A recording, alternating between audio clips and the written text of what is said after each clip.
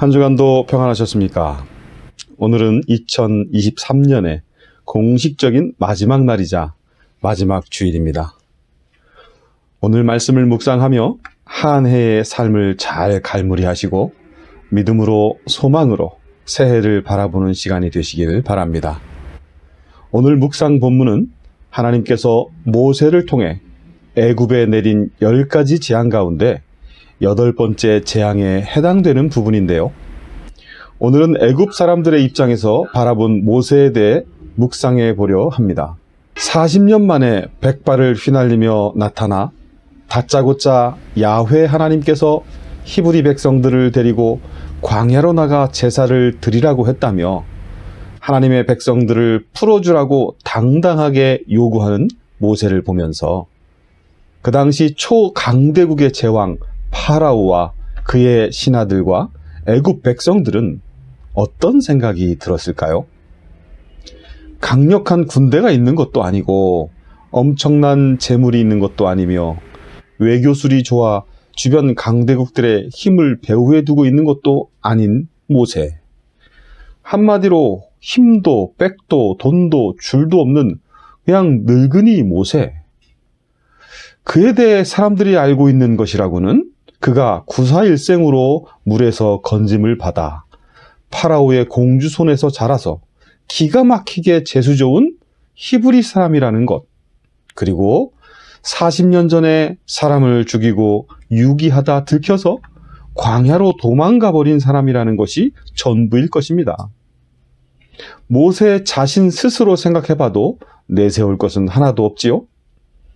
고작해야 광야로 도망갔다가 운 좋게 미디안 제사장의 딸과 결혼했고 그 40년 동안 광야를 돌아다니며 장인의 양을 치며 살던 것이 그의 경력 전부이니까요. 이렇듯 남이 봐도 자신이 봐도 객관적으로 보나 주관적으로 보나 무엇 하나 내세울 것 하나 없는 80살의 늙은이일 뿐입니다. 그런데 이러한 모세가 대제국 애굽의 왕 파라오 앞에 나타난 모습을 보세요. 너무나도 당당하게 파라오에게 히브리 백성의 자유를 요구하고 있습니다. 마치 파라오가 당연히 그렇게 하는 듯이 말입니다. 이러한 모세의 모습은 세상 사람들의 눈으로 보면 치매 걸린 노인의 실성한 모습이거나 아니면 죽으려고 작정한 사람이 아니면 할 수 없는 어리석은 모습으로 보이지 않았을까요? 게다가 여호와라는 신의 이름, 즉 야훼라는 신의 이름을 들먹이며 백성의 자유를 요구한다는 것은 그 당시 태양신을 최고로 알고 숭배하며 다신론적 세계관을 가지고 사는 그들에게는 웃기다 못해 기가 막힐 코미디로 보여지지 않았을까요? 하지만 애굽 사람들은 시간이 흐를수록 미치광이 놓인 모세의 말이 장난이 아니라는 것과 그가 결코 미치지 않았다는 것을 느끼기 시작하지요. 그가 야훼의 이름으로 선포하는 모든 말들이 그대로 이루어졌기 때문입니다. 한 번, 두 번 하던 것이 벌써 8번째가 되었고 그의 모든 말들은 모두 애굽의 재앙이 되었습니다. 이제는 천하를 호령하던 파라오의 당당한 모습은 간데없고 힘없는 늙은 모세 앞에 구걸하는 신대가 되었습니다. 이제는 모세가 왕처럼 보여집니다.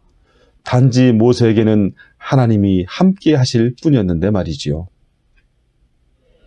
모세가 양을 치던 볼품없는 지팡이가 그의 손에서 마치 왕의 홀처럼 들려지자 음산하고 기분 나쁜 동풍이 불기 시작하고 그 동풍과 함께 거대한 메뚜기 떼가 애굽 전역을 휩습니다.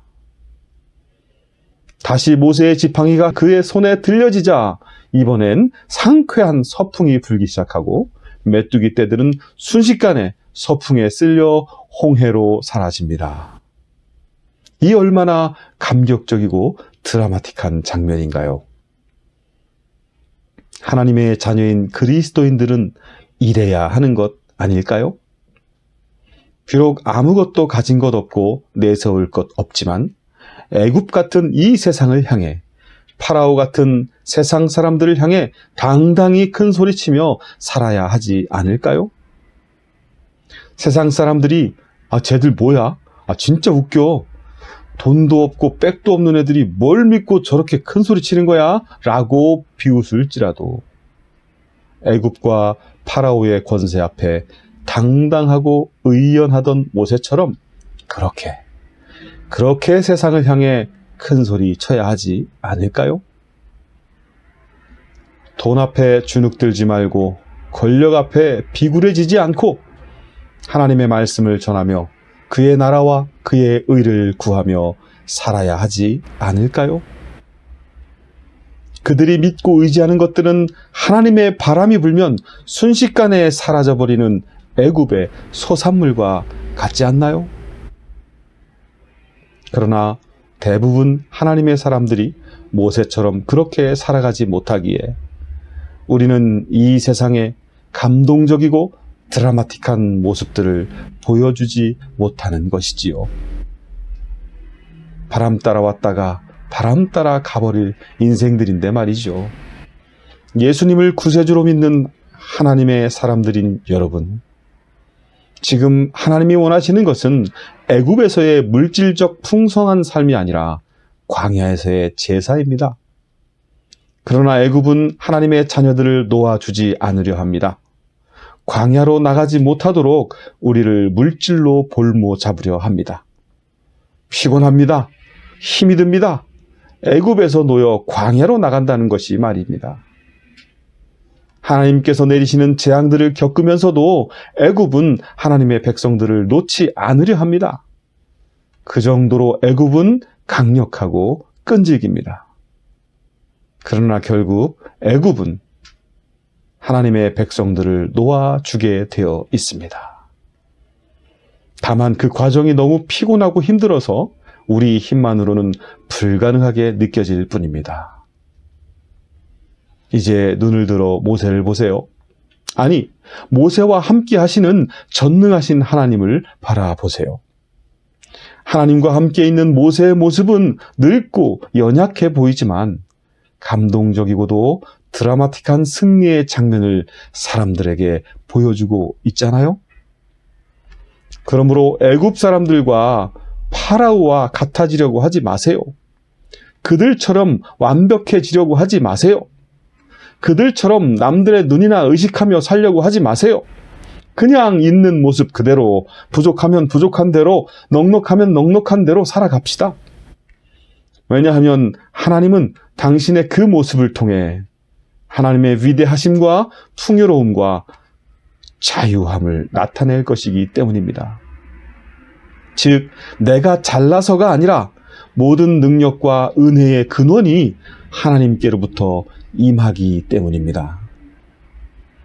우리는 살면서 이 사실을 자꾸만 잊어버리고 살 때가 많습니다.